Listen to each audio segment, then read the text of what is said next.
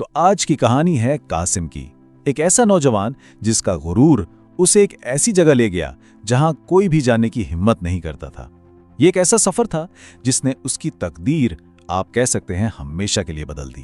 تو آئیے اس کہانی کو شروع سے دیکھتے ہیں۔ اور اس پوری کہانی کا جو مرکزی خیال ہے نا، وہ اس ایک جملے میں چھپا ہے: جو اللہ پر بھروسہ رکھتا ہے اس کے لیے ہر جگہ محفوظ ہوتی ہے۔ اور یہی ایمان کی طاقت ہے جو ہمیں قاسم کے اس پورے سفر میں نظر آئے گی۔ اچھا، تو قاسم کے سفر کا آغاز ہوتا ہے اس کے غرور سے، ایک چیلنج سے۔ وہ شہر کا ایک امیر لڑکا تھا جسے اپنی دولت پر بڑا گھمنڈ تھا اور دین کی باتوں پر اکثر شک ہی رہتا تھا، لیکن اس کی یہی اکڑ، یہی غرور اسے ایک بہت بڑے امتحان کی طرف لے جا رہا تھا۔ یہاں قاسم کی شخصیت کی وہ پوری تبدیلی دکھائی گئی ہے جس سے وہ گزرنے والا تھا۔ مطلب اس کا سفر کہاں سے شروع ہوا؟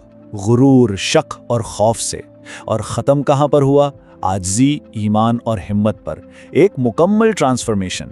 اب قاسم کا یہ سفر کوئی اپنی مرضی سے نہیں تھا، اصل میں تو وہ اپنے بیمار دادا سے ملنے ان کے گاؤں گیا تھا، لیکن وہاں پہنچ کر اس کی دلچسپی گاؤں کی کہانیوں میں بڑھ جاتی ہے، خاص طور پر ایک ویران جنوں کی بستی کے قصے میں، اور وہ ان باتوں کا خوب مذاق اڑاتا ہے۔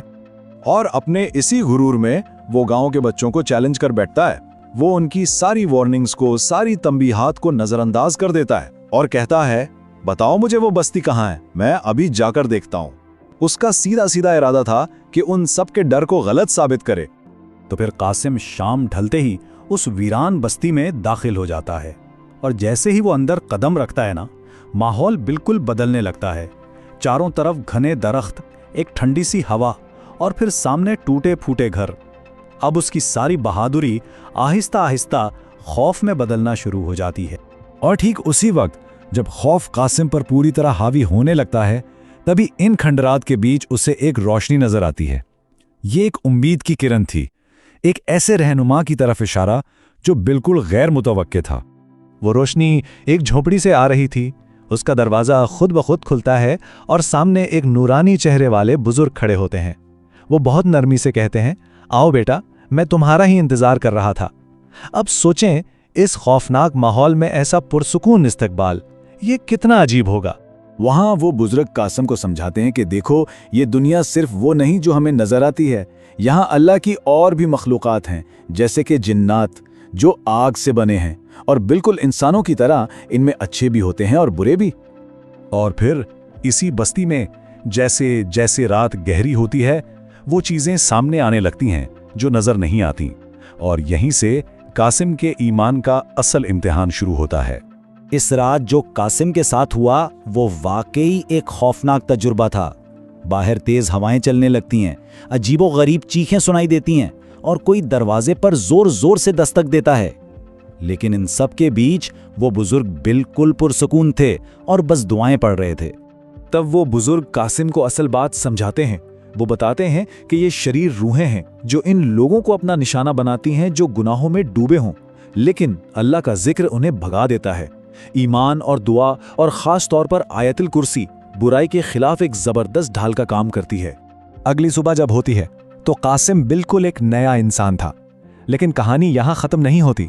اسے ابھی یہ جاننا باقی تھا کہ رات بھر اس کی حفاظت کرنے والا کون تھا، اور وہ 50 سال پرانا وعدہ کیا تھا جو اس کے خاندان سے جڑا ہوا تھا۔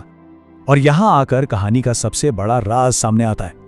وہ بزرگ دراصل ایک مسلمان جن تھے، اور وہ 50 سال پہلے قاسم کے دادا کے ساتھ کیا گیا ایک وعدہ نبھا رہے تھے۔ خیر، قاسم گاؤں تو لوٹ آتا ہے، لیکن ابھی اصل جنگ باقی تھی، نیکی اور بدی کی آخری جنگ، اور اس کا سب سے بڑا امتحان اس وقت آتا ہے جب اس کے دادا کا انتقال ہو رہا ہوتا ہے۔ اور بالکل اسی لمحے جب اس کے دادا اپنے آخری سانسیں لے رہے تھے، کمرے میں ایک تاریک اور بہت ہی خوفناک سایہ ظاہر ہوتا ہے۔ یہ اسی ظالم حاکم کی روح تھی جو 100 سال سے بھٹک رہی تھی اور اب اپنا بدلہ لینے آئی تھی۔ وہ شریر روح غصے سے چلاتی ہے، اب میں تمہارے خاندان کو تباہ کر دوں گا۔ لیکن ٹھیک اسی وقت وہ بزرگ جن وہاں ظاہر ہوتے ہیں اور اس روح کے سامنے آ کر کھڑے ہو جاتے ہیں اور کہتے ہیں، یہ خاندان میری حفاظت میں ہے۔ بس یہیں سے نیکی اور بدی کی آخری جنگ کا آغاز ہو جاتا ہے۔ تو اب اس ظالم کا انجام قریب آ چکا تھا۔ یہ ٹکراؤ صرف دو روحوں کا نہیں تھا، بلکہ یہ اچھائی اور برائی، ظلم اور ایمان کے درمیان ایک فیصلہ کن جنگ تھی۔ वो बुजुर्ग जिन कासिम से कहते हैं कि अपने दादा की तस्बीह उठाओ और इससे इस शरीर रूह को छुओ, ये वो तस्बीह थी जिस पर उसके दादा ने बरसों अल्लाह का जिक्र किया था और अब उसमें बुराई के खिलाफ एक बेपनाह ताकत थी।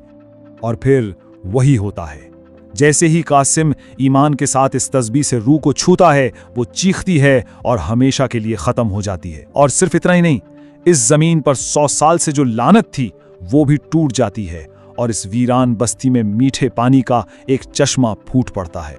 यहाँ कासिम की तब्दीली मुकम्मल होती है। वो अपनी बाकी जिंदगी दीन के लिए वक्फ कर देता है। वो दूसरों को सिखाता है, गरीबों की मदद करता है और यूं अपनी पूरी कम्युनिटी के लिए एक मिसाल बन जाता है। लेकिन कहानी का एक आखिरी सबक बाकी था। एक रात कासिम को ख्वाब में बताया जाता है कि जालिम हाकिम की रूह को माफ कर दिया गया है। और क्यों? क्योंकि कासिम ने उसके लिए रहमदिली महसूस की थी। ख्वाब में उसे पैगाम मिलता है, नफरत नफरत से बढ़ती है और मोहब्बत से मिटती है। यही तो इस्लाम का पैगाम है। तो आखिर में ये कहानी हमें एक गहरे सवाल के साथ छोड़ जाती है। अगर तारीकी के खिलाफ सबसे बड़ी ताकत ईमान है, तो क्या फिर ईमान का सबसे बड़ा अमल माफ कर देना है?